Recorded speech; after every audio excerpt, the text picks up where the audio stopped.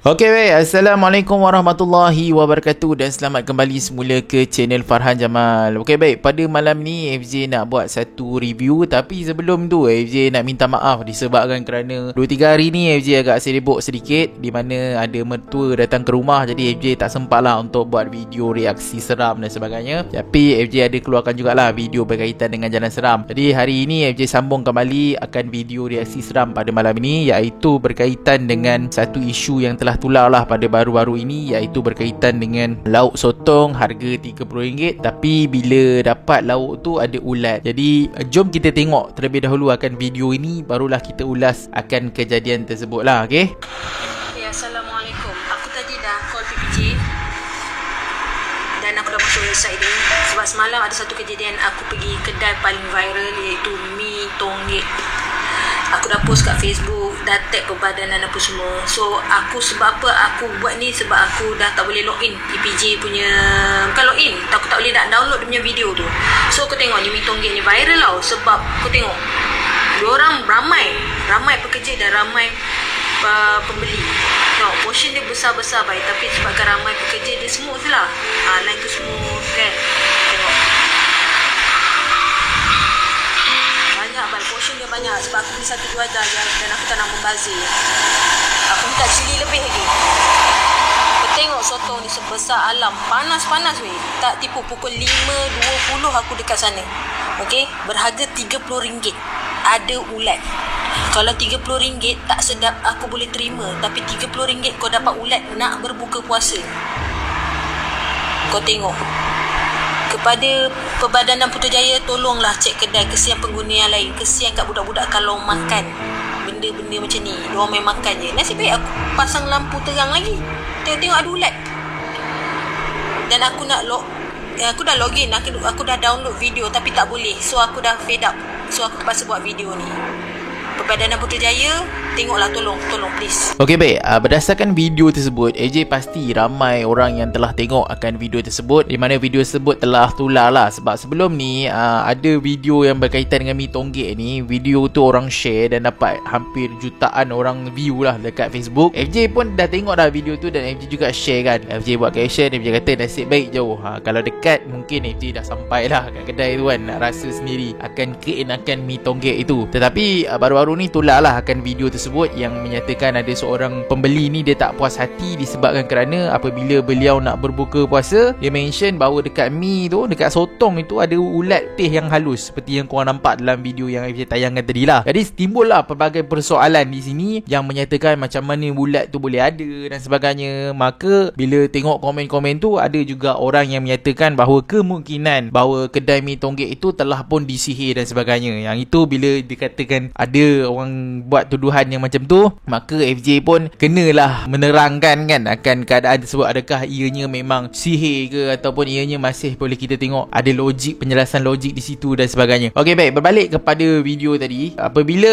kalau korang tengok masa dia mention kan dia beli mi tersebut, dia kata waktu dia beli tu panas-panas pukul lebih kurang 5.20 petang macam tu. Okey, jadi bila dia beli panas-panas, kalau korang tengok dalam video tersebut pun sotong tu bila diangkat dalam keadaan berasap, dan mi tu kebiasaannya orang akan masak dekat situ lah. Okey, jadi bila katakanlah ada orang kata ni sebab ada lalat dan sebagainya, terbuka dan sebagainya, FJ rasa itu adalah satu perkara yang mustahil dari sudut pandangan tu lah. Maksudnya kalau lalat tu hinggap, dia tidak akan tiba-tiba dia punya ulat tu boleh keluar macam tu keadaan dia. Melainkan kalau dah lepas 12 jam ataupun 24 jam macam tu, baru ulat tu boleh nampak keluar lah daripada yang telur yang dikeluarkan oleh telur lalat itu. So FJ dulu masa FJ lepas SPM, FJ kerja bahagian makanan tau. Sementara nak tunggu kerja, nak tunggu panggilan belajar kan, FJ kerja di bahagian makanan. Dan FJ ada ambil kursus keselamatan makanan, HACCP, Hazard Analysis Critical Control Point. Maksudnya FJ ambil kursus tu, ada kad dia bagi, dan kad tu selama 2 tahun laku. Kalau FJ pergi mana-mana kat tempat penyediaan makanan, kalau FJ ada kad tu, maksudnya FJ orang yang layak lah untuk mengendali makanan. Jadi FJ tahu berkaitan macam mana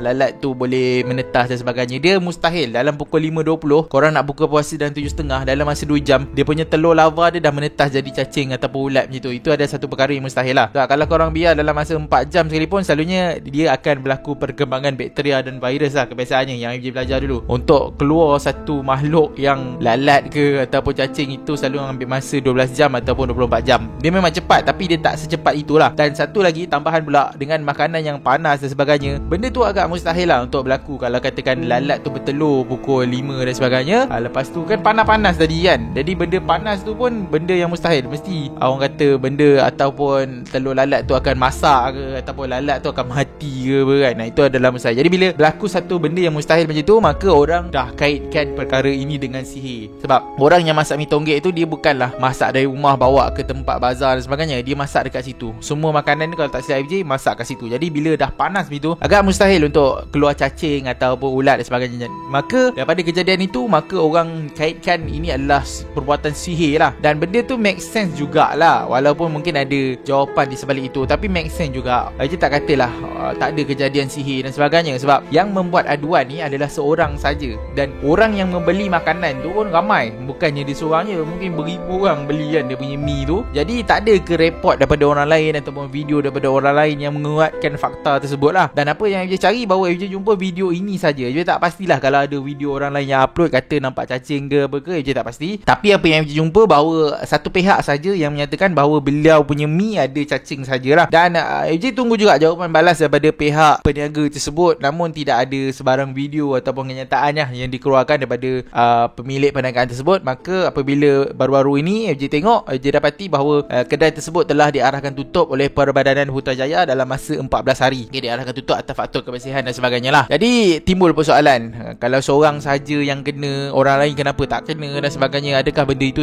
mustahil? Benda mungkin boleh jadi, tapi kita cari dari sudut logik jugalah kan. FJ ada baca satu komen ni, okay, daripada Cahir San yang menyatakan bahawa betul ke yang buat tu ulat tu sebab cili jeruk? Dia tanya dalam status video tersebut lah. Kemudian ada yang jawab daripada Wan Zainuddin. Dia kata betul, sebab saya pernah kerja kedai buat cha kway teow menggunakan cili jeruk. Kalau tak jaga betul-betul, cili jeruk tu akan naik ulat halus putih. Maka daripada Wan Zainuddin ni, adakah benda itu adalah perbuatan sihir, orang dengki dan sebagainya? Beliau sendiri ada pengalaman bahawa kalau jeruk tu, kalau mungkin terlalu lama ke, simpan tak betul ke, maka akan keluar ulat daripada jeruk tu. Jadi perkara ni tak mustahil. Sebab tu dia cakap, sebelum kita kaitkan dengan perkara sihir dan sebagainya, kita kena tengok dulu. Sebab jeruk tu mungkin dia dah buat siap-siap di rumah dan sebagainya. Kalau ikutkan logik pun, kalau hadir cacing tu pun daripada jeruk tu lah. Mustahil kalau daripada masakan sotong tu ataupun mi tu sendiri. Sebab benda tu dibuat panas-panas, selalunya akan mati lah. Walaupun ada binatang apa, dia akan mati. Okay, melainkan kalau daripada jeruk tadi, memang jeruk tadi tak dimasak ataupun dia dah masak siap-siap selama 3 hari ataupun 2 hari ke apa kan, maka jeruk tu disimpan. Maka dari situ boleh timbul logik bahawa kemungkinan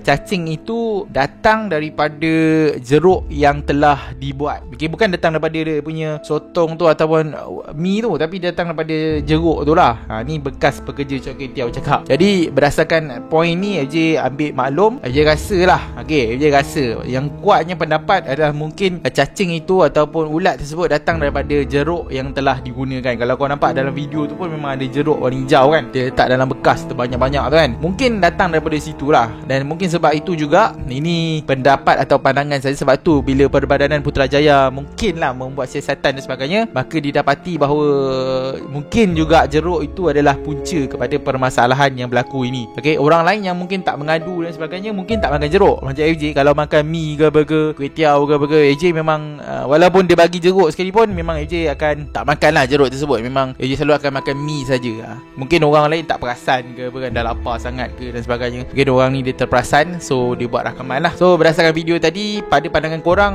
apakah reaksi korang? Adakah korang rasa bahawa video mi tonggek tadi yang viral tadi adalah disebabkan kerana sihir, ataupun ianya disebabkan kerana mungkin daripada jeruk yang telah dibuat itu, dia telah telah rosak dan sebagainya lah. Kalau FJ ambil pandangan bahawa mungkin jeruk yang telah dibuat itu telah pun mungkin mengalami kerosakan lah. That's why sebab tu Perbahanan Putrajaya dia ambil tindakan lah, sebab mungkin ada bukti dan sebagainya. Okay, dari sudut dia buat siasatan mungkin ada bukti dan sebagainya. Sebab tu dia arahkan tutup selama 14 hari. Tapi kita tak tahu lagi lah, sebab kita tak dengar lagi statement daripada owner kedai tersebut. Kalau kita dapat statement daripada owner kedai tersebut lagi better lah. Manalah nak tahu memang dia kata bahawa apa yang dibuat tu, jeruk tu semua clear, tak ada apa masalah pun. Kalau masih dalam keadaan macam tu, mungkin apa yang berlaku ni adalah kerana perbuatan sihir dan sebagainya lah. Okay, so pada pandangan korang, apakah pendapat korang? Adakah ianya sihir ataupun ianya memang daripada penyediaan makanan yang kurang cermat? Okay, so video ini sampai di sini saja. Jangan lupa like, share dan subscribe channel ni, dan nantikan video reaksi seram yang seterusnya. Okay, Assalamualaikum, selamat malam dan jumpa lagi. Bye.